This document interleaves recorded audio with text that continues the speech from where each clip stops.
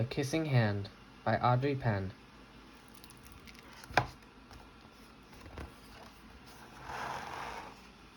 Chester Raccoon stood at the edge of the forest and cried. "I don't want to go to school," he told his mother. "I want to stay home with you.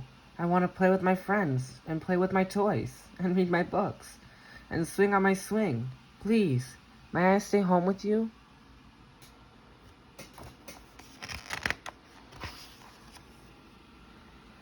Mrs. Raccoon took Chester by the hand and nuzzled him on the ear. "Sometimes we all have to do things we don't want to do," she told him gently, "even if they don't seem strange and scary at first. But you will love school once you start."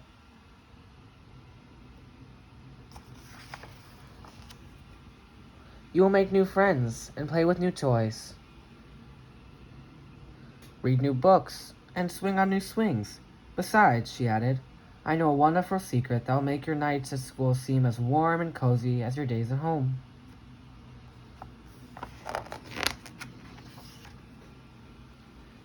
Chester wiped away his tears and looked interested. "A secret? What kind of secret?" "A very old secret," said Mrs. Raccoon. "I learned it from my mother, and she learned it from hers. It's called the Kissing Hand." "The Kissing Hand?" asked Chester. "What is that?"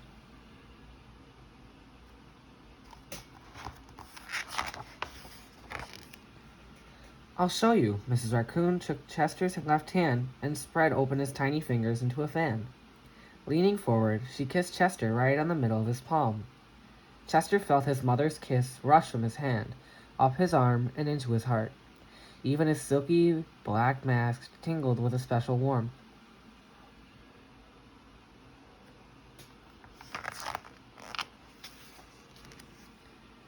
Mrs. Raccoon smiled. "Now," she told Chester, "whenever you feel lonely and need a little loving from home, just press your hand to your cheek and think, 'Mommy loves you. Mommy loves you.' And that very kiss will jump into your face and fill you with a toasty warm thoughts."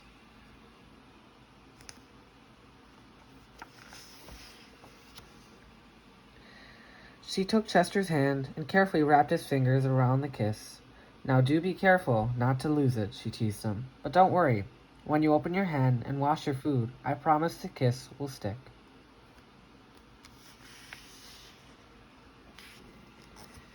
Chester loved his kissing hand. Now he knew his mother's love would go with him wherever he went, even to school.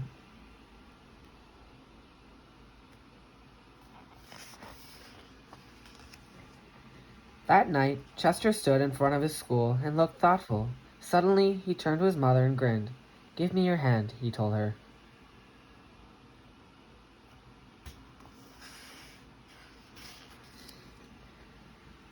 Chester took his mother's hand in his own and unfolded her large, familiar fingers into a fan. Next, he leaned forward and kissed the center of her hand.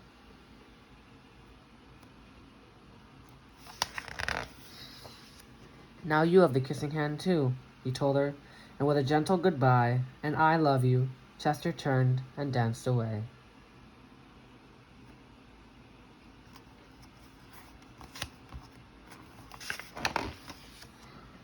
Mrs. Raccoon watched Chester scamper across a tree limb and enter school. And as the hoot owl rang into the new school year, she pressed her left hand into her cheek and smiled. The warmth of Chester's kiss filled her heart with special words. "Chester loves you," it sang. "Chester loves you."